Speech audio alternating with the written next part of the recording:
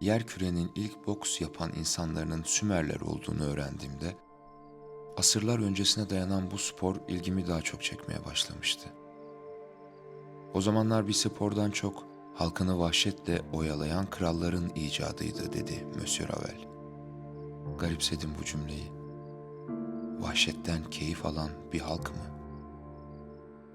Belki insanoğlu böyle doğdu. Belki de sonradan öğrendik. Şiddetin içinde doğduğunda şiddetin kendisine dönüşürsün büyürken. Açlığını besleyen vahşet bir süre sonra seni ve çevreni yutmaya başlar. Ta ki her şeyi yok edene kadar. İçimdeki canavarı tarif etmiştim Monsieur. Çünkü açlığını kanla doyuran o cani ortaya çıktığında etrafından çok beni yok ediyordu her seferinde. Monsieur, Antik Roma'daki gladyatör dövüşlerinde boksun ayrı bir önemi olduğundan bahsediyordu. Eldivenleri üzerindeki çivilerle kavga eden dövüşçüler, yoruluncaya kadar dövüşlerine devam edip dinlenip tekrardan dövüşmeye başlarmış. Dövüşlerin yapıldığı yer, içinde insan eti yiyen balıklarla dolu, etrafı sularla çevrili geniş bir alandan oluşurmuş. Kazanan taraf, ölmeyen taraf olduğunda, özgürlüğünü hak eden taraf olurmuş. Ya öleceklerdi ya da özgür kalacaklardı demek. Buruk bir tebessümle cevapladı bu tespitimi. Belki de ikisi de aynıdır evlat. Kendi özgürlüğün için birinin canını alıyor olmak seni ne kadar özgür kılar ki? Antrenman biteli çok olmuştu. Ama ikimiz de ayrılmak istememiştik bu salonun içinden. Saatlerce konuşmuş, havanın karardığını bile fark etmemiştik. Monsieur Ravel'i aslında hiç tanımadığımı fark ettim. Dışarıdan şeker diye tabir ettiğim bu pamuk adamın içi acılarla doluydu belli ki.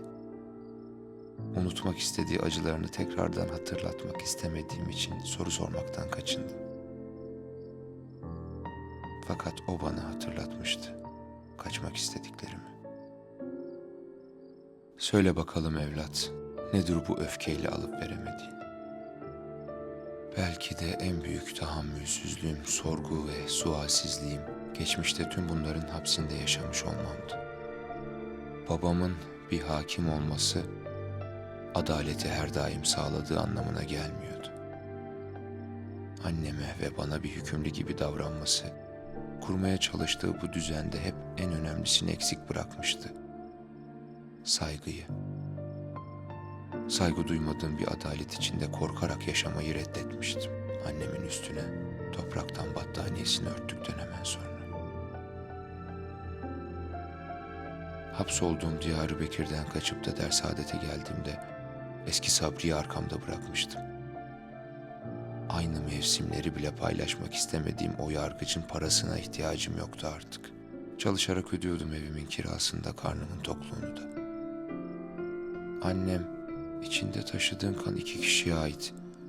Bunlardan birisi de baban sözünü hatırladığımda eksik kalan çocukluğum sorabildi ancak. Öfke, kandan kana geçer mi Monsieur? Ummaktan başka bir seçeneği yoktu Monsieur Ravel'in kurduğum bu cümlenin ardına. Eğer öyleyse evlat, 100 yıllar sonra bu gezegende insanoğlu diye bir şey kalmayacaktır. Yılların yorduğu çökmüş gözleri sanki benimle benzer duyguları yaşamış gibiydi. Bildiğim tek bir şey var. Babalar neyse, evlatlar da odur.